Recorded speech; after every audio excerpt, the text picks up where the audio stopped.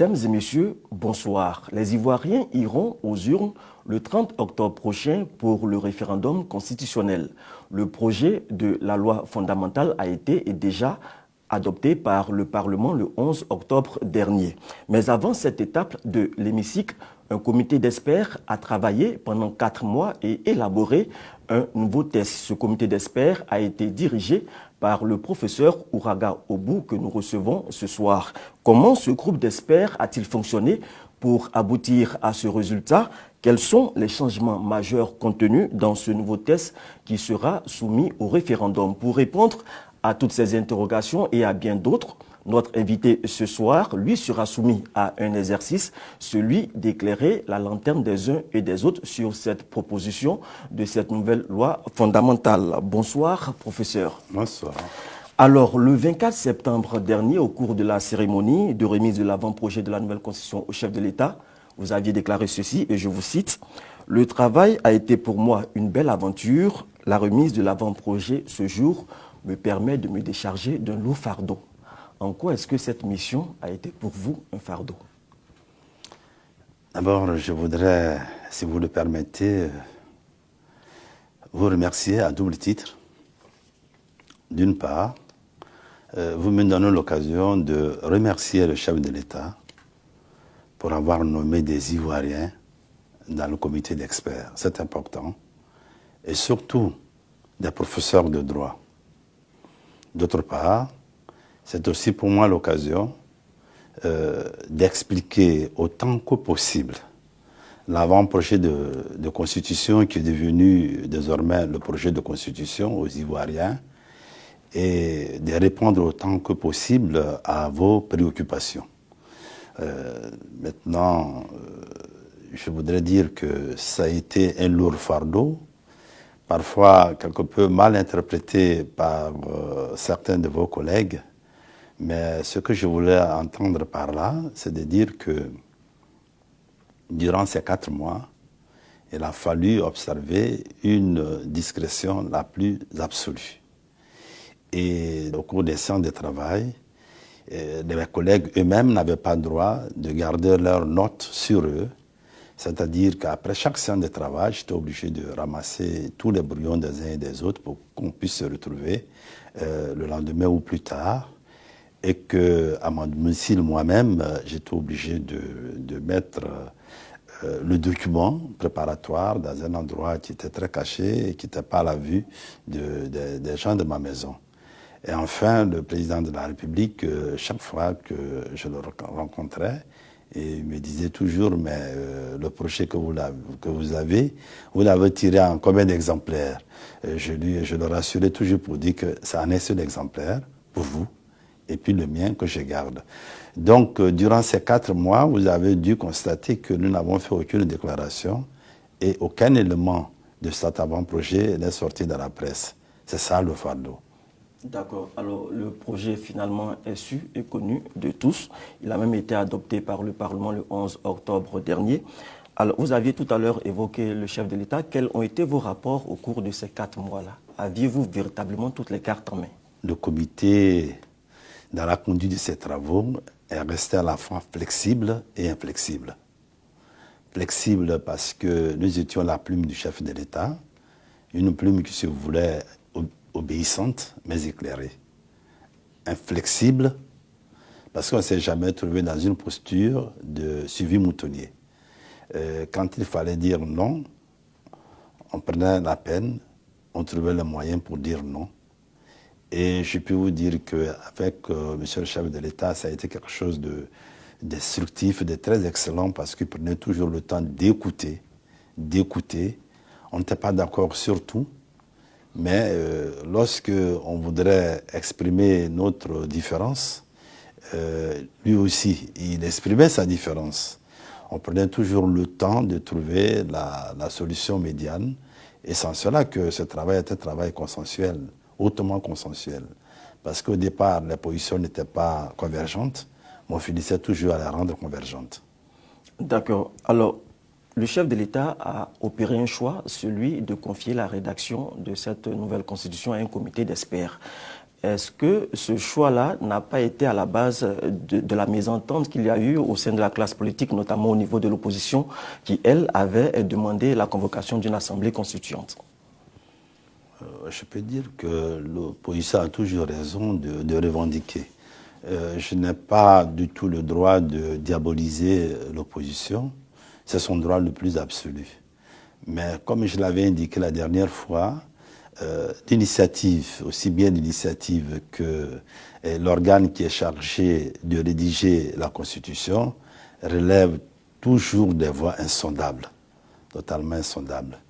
Et j'ai indiqué la dernière fois que, vous savez, d'abord, contrairement à ce que beaucoup de juristes soutiennent, dans aucune constitution, il n'est indiqué celui qui peut avoir l'initiative de dire au pays que maintenant on peut rédiger une nouvelle constitution.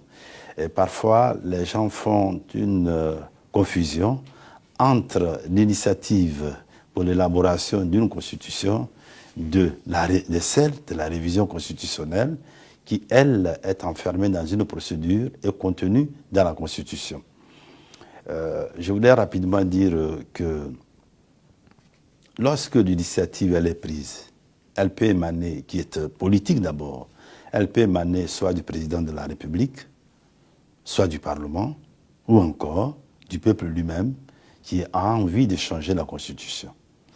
Si on se réfère à ces trois éléments, le premier qui a pris l'initiative, le président de la République, est politiquement fondé et après juridiquement fondé à avoir l'initiative de doter le pays d'une nouvelle constitution.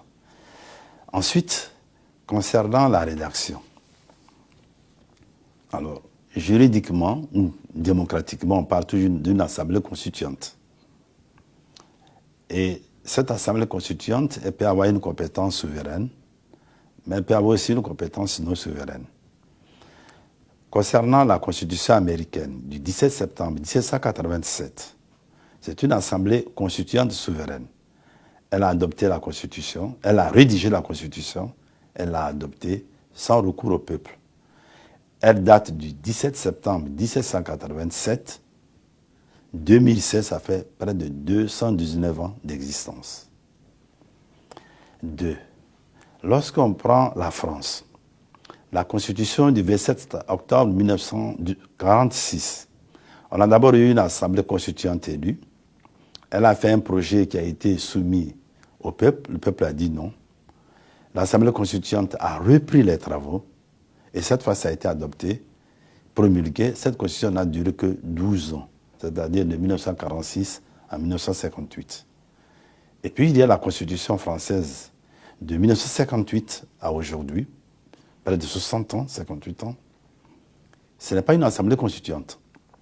C'est un comité consultatif qui était présidé par le ministre de la Justice et qui a fait donc des propositions qui a constitutionnalisé les idées constitutionnelles du général de Gaulle. Et cette constitution fait office aujourd'hui de vieille constitution.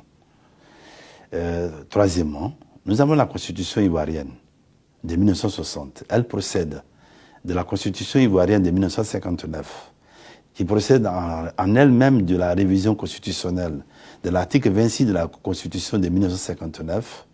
Et voyez-vous, ce n'est pas une assemblée constituante qui l'a rédigée, elle a vécu pendant plus de 39 ans. Et puis on en arrive à la constitution de 2000, qui n'est pas une assemblée constituante, parce que l'assemblée constituante, il s'agit des gens qui ont été élus.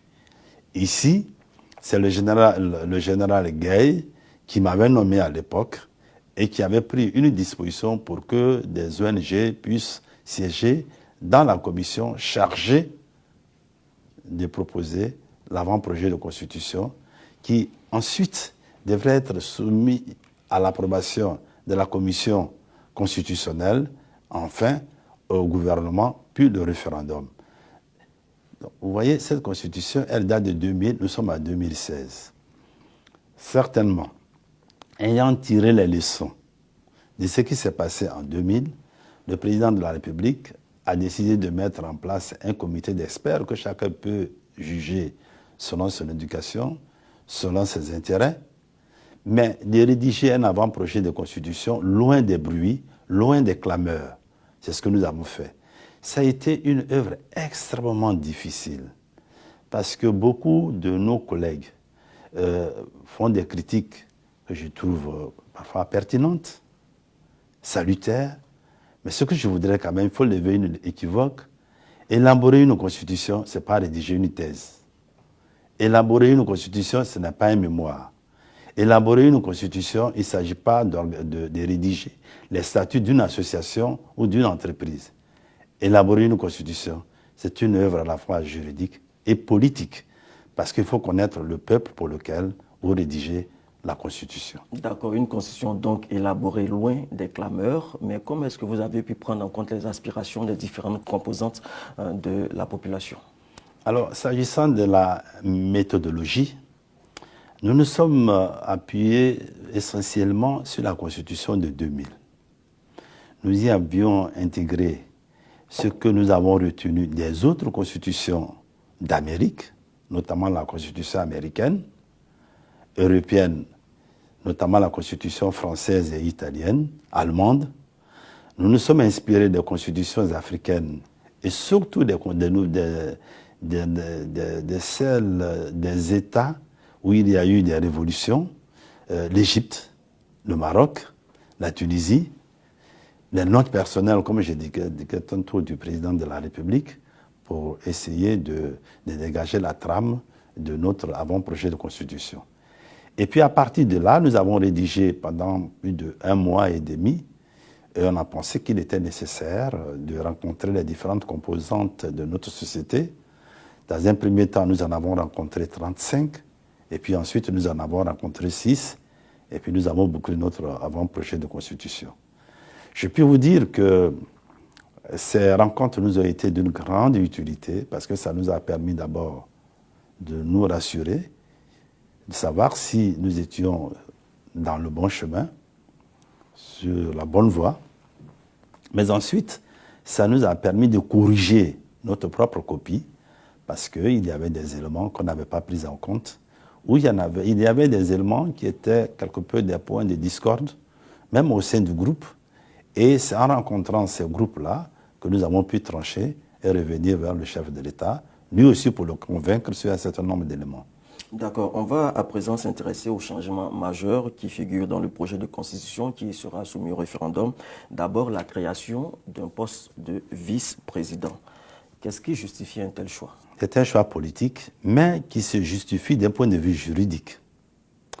D'un point de vue juridique, il est plus cohérent que celui qui puisse assurer la vacance de la présidence de la République vienne plus de l'exécutif que d'un autre organe. C'est plus cohérent. Puisqu'il ne faut pas oublier que nous sommes dans un régime de type présidentiel, comme le type américain.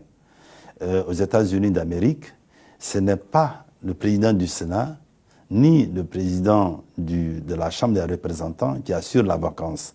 C'est un vice-président élu en même temps que le président de la République. Donc c'est plus cohérent avec la vice-présidente de la République que quelqu'un d'autre qui vient assurer la vacance de la présidence de la République. Oui, vous l'aviez dit, un vice-président élu en même temps que le président de la République, mais l'article 179 du projet de constitution indique que le président en exercice, à la date de promulgation de la présente constitution, nomme le vice-président. Quelle légitimité pour ce vice-président étant entendu qu'il n'a pas été élu? Lorsque, dans un processus tout à fait normal, le président de la République est candidat, il est en même temps que son vice-président. De sorte que la légitimité du vice-président découle du peuple au même titre que celle du président de la République. Mais il se trouve que l'élection présidentielle a déjà eu lieu. On s'est retrouvé exactement, ou du moins, on se retrouve exactement dans la même situation qu'en 1980, où le président Houphouët-Boigny, après l'élection d'octobre 1980, avait nommé un vice-président et qui devrait être élu en même temps que lui. Il s'est donc trouvé que pendant ces 5 ans, nous n'avons pas eu de vice-président qui soit nommé et c'était un risque pour l'État D'autant plus que nous sommes dans un régime de type présidentiel et que le président de la République est l'ossature de ce système. Il en est l'épine dorsale.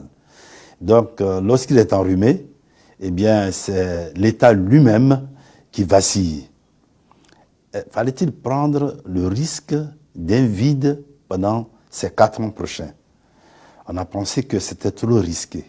Donc, il fallait trouver un arrangement juridique qui fait de sorte que le président, à la promulgation de la Constitution, si c'était adopté, pourrait nommer son vice-président. Mais ça, c'est une des situations qu'on a connues dans le monde.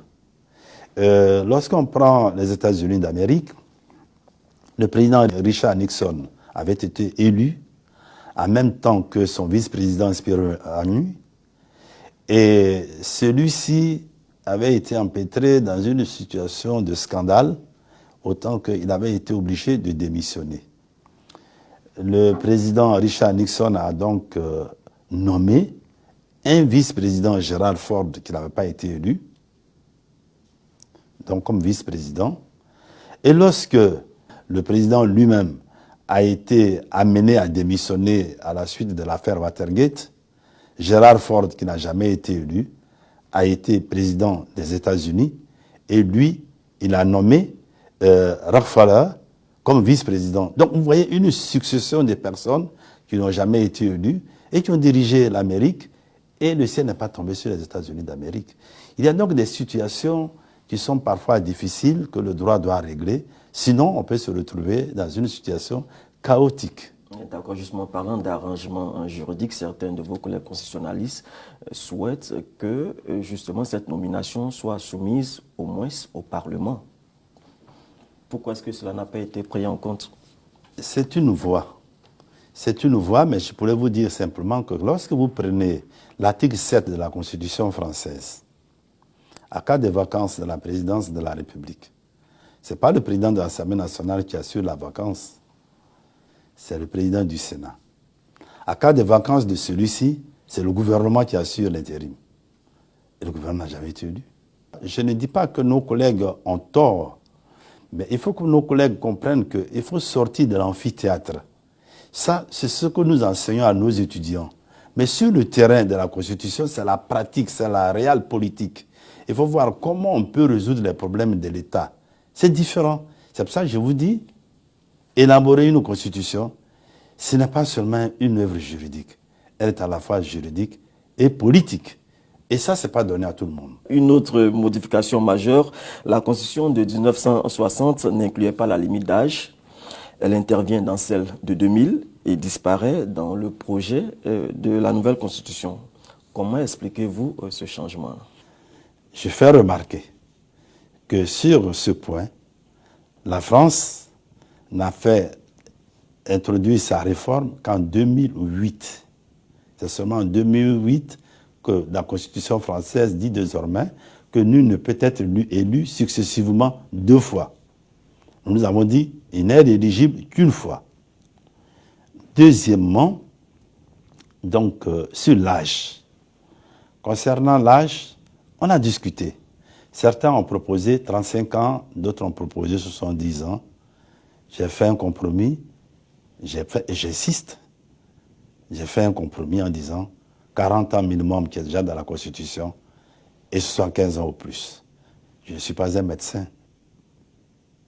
C'est une approche, vous voyez, et qu'on a retenu 75 ans. Je fais remarquer aussi que dans la Constitution française, il n'y a pas de limite d'âge. Je fais remarquer que dans la Constitution américaine, il n'y a pas de limite d'âge. Même la limitation de mandat, ça a été constitutionnalisé aux États-Unis, le 22e amendement, en 1951, après que le président Franklin Roosevelt a été élu en 1932, réélu en 1936, 40, 44, alors que, après George Washington, la pratique avait été de ne faire que 2 mandats, pas plus.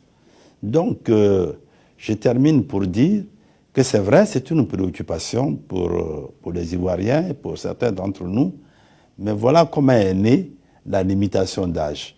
Donc, les représentants ivoiriens qui se sont retrouvés à Marcoussis ont fait sauter le verrou et ont mis un minimum 35 ans et pas de maximum.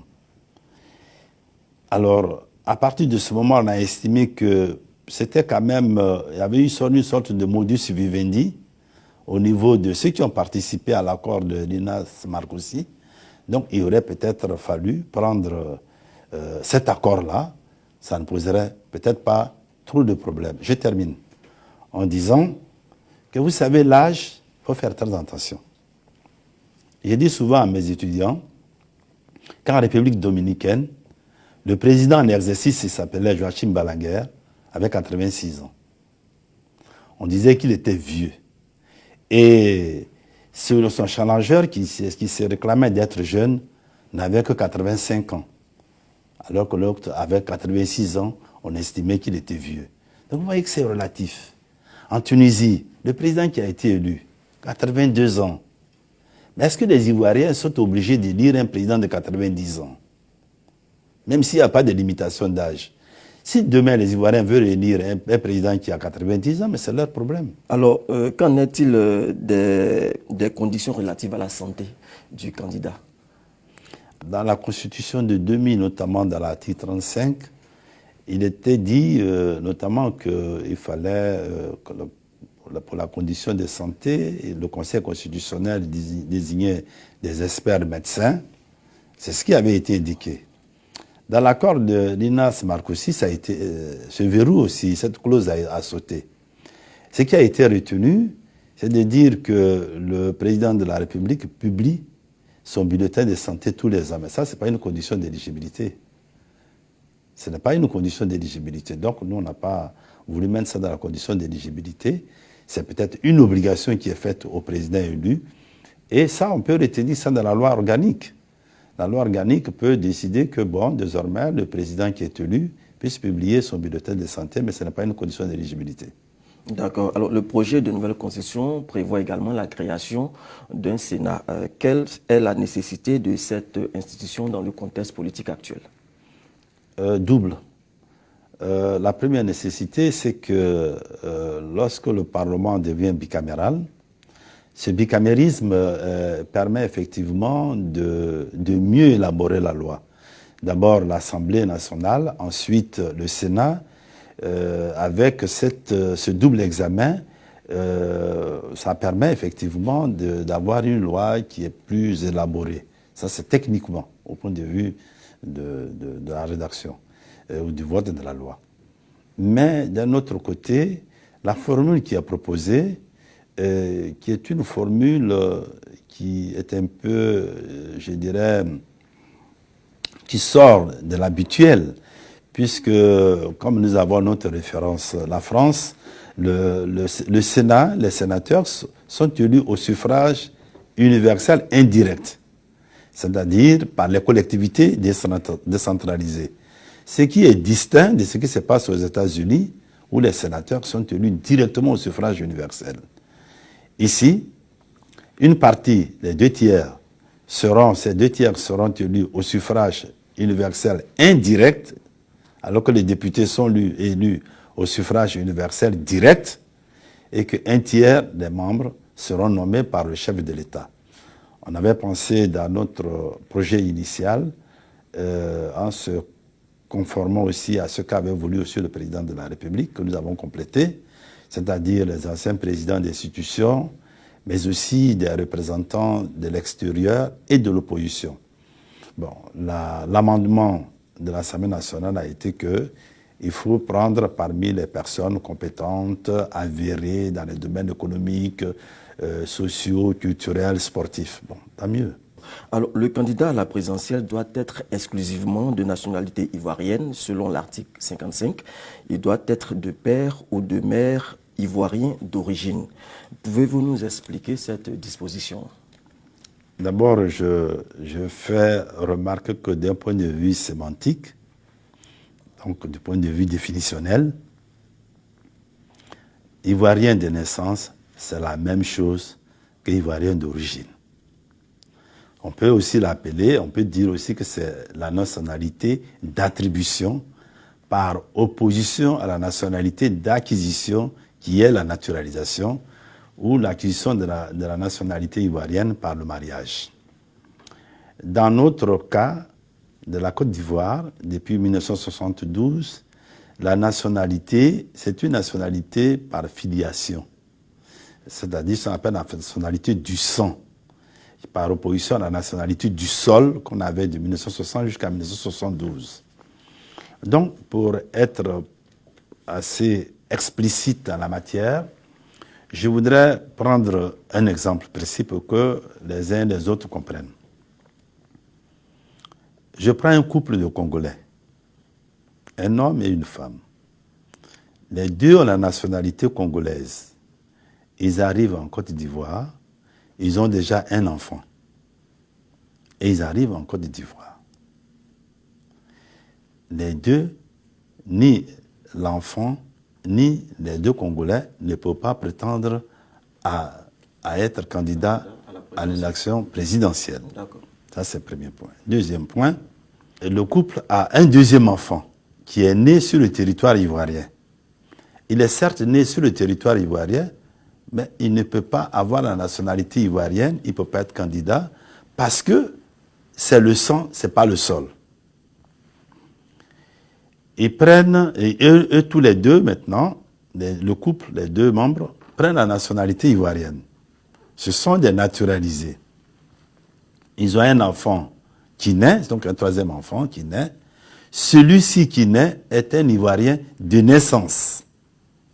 Il est un Ivoirien d'origine, qui a la nationalité d'attribution. Alors que ses parents sont des naturalisés et ses frères sont aussi des naturalisés. Lui, parce qu'il est Ivoirien de naissance, il peut prétendre à l'élection présidentielle. Mais il ne peut pas être éligible parce que ses parents sont naturalisés. Donc il ne peut pas être éligible. Donc il est exclu. À la limite, c'est son fils qui pourrait être éligible. Parce que lui, il est Ivoirien de naissance. Pourquoi? Parce que même si vous avez la nationalité ivoirienne, vos parents ne doivent pas être naturalisés.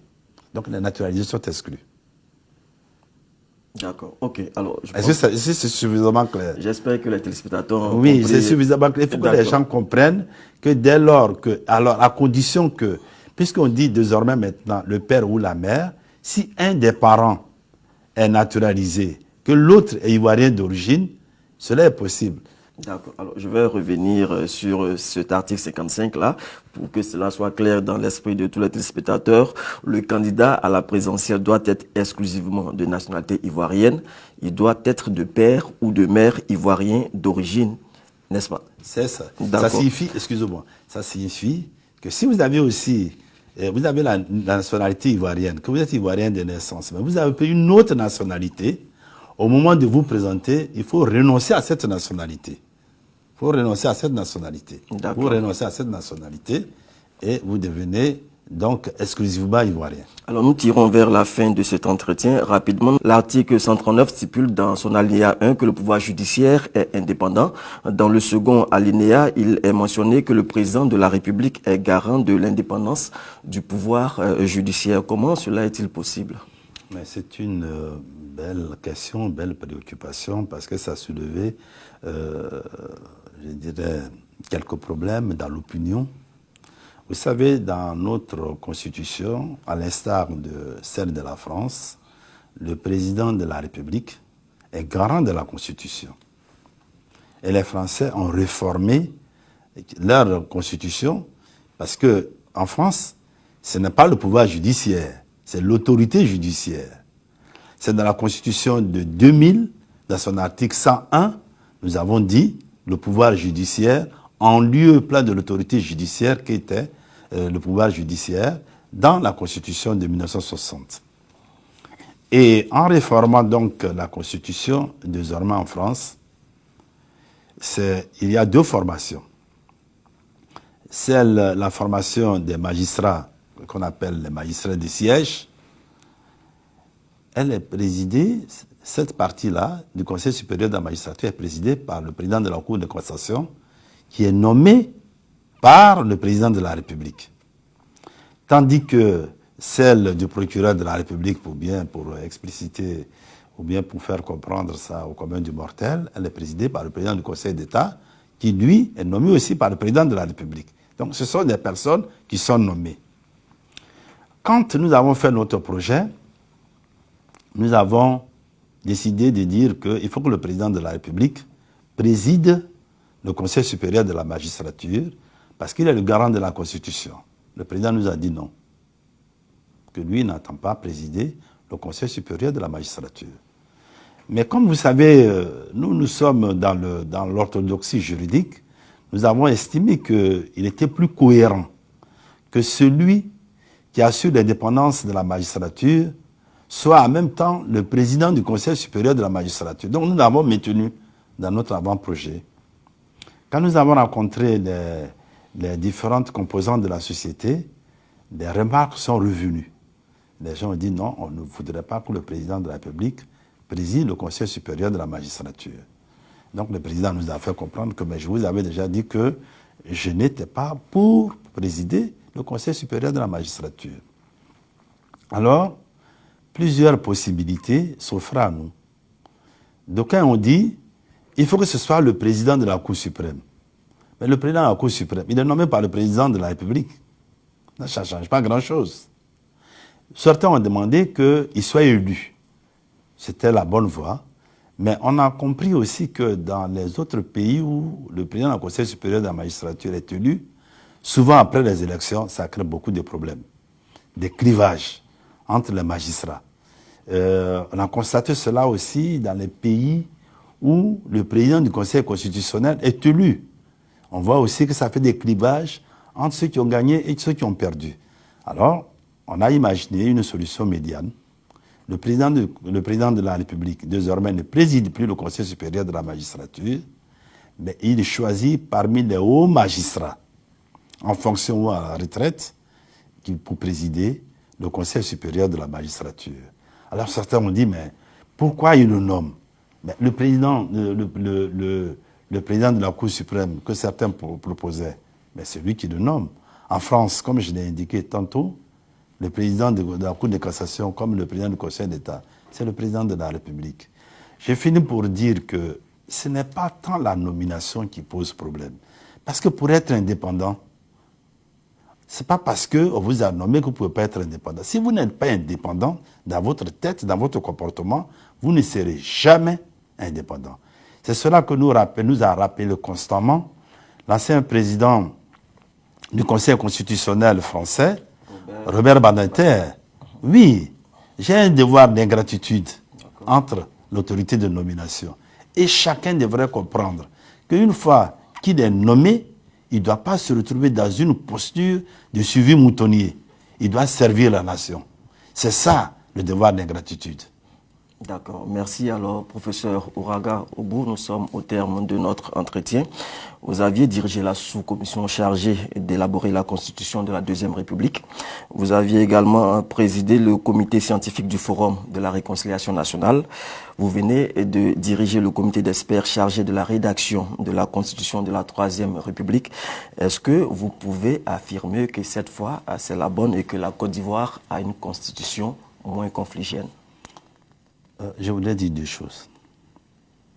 La première, c'est que la Côte d'Ivoire m'a tout donné. Je pense qu'il n'y en a pas beaucoup qui aient reçu comme ça de leur pays. La Côte d'Ivoire m'a tout donné. Oui, présider 2 fois la commission qui est chargée d'élaborer la constitution d'un pays, ce n'est pas toujours donné. Même des grands juristes comme Hans Kelsen, qui ont eu à présider les travaux de la Constitution d'Autriche, ils n'en ont pas présidé une deuxième. Je ne voudrais pas en présider une troisième. Je voudrais que celle-ci soit pérenne. La deuxième chose que je voudrais dire, c'est qu'il ne faut pas prendre le risque de dire que cette fois-ci sera la bonne. C'est trop risqué. J'ai dit à plusieurs reprises que pendant toute la conduite de nos travaux, nous n'avons pas été sereins. Alors certains ont dit, mais il avoue n'avoir pas été serein. Je m'explique. Vous savez, nous sommes des enseignants. Les enseignants n'aiment pas être évalués. Or, à tous les niveaux, nous sommes évalués. D'abord par le président de la République qui nous évalue. Nous sommes évalués par le Conseil des ministres. Nous sommes évalués par l'Assemblée nationale et demain, nous serons évalués par le peuple. Qui peut être aussi serein si ce n'est pas de l'insouciance? Et donc, pour répondre à votre question, je voudrais m'adosser à un de nos maîtres, le sage Solon, qui est une référence à la matière pour les constitutionnalistes, à qui jadis les Grecs demandèrent quelle était la meilleure constitution. Il leur répondit pour quel peuple et à quelle époque. Si demain les Ivoiriens se reconnaissent dans cette constitution, alors je dirais qu'on ne s'est pas trompé. Si les Ivoiriens disent non, s'ils ne se reconnaissent pas, alors je dirais que nous nous sommes trompés. Mais on se sera trompé de bonne foi, parce qu'on aura tout mis dans cet avant-projet de constitution qui devient le projet, parce que pour ceux qui sont de bonne foi, ils comprendront que les 47 articles relatifs aux droits et devoirs, ils ne pourront trouver ça nulle part. Nulle part. Merci, professeur. C'est ici que prend fin cet entretien. Sachez pour votre gouverne, chers téléspectateurs, que le projet de la nouvelle constitution qui sera soumis à référendum le 30 octobre prochain comporte 16 titres, 50 chapitres et 184 articles. Merci de nous avoir suivis. Bonne suite de programme sur RTI 1.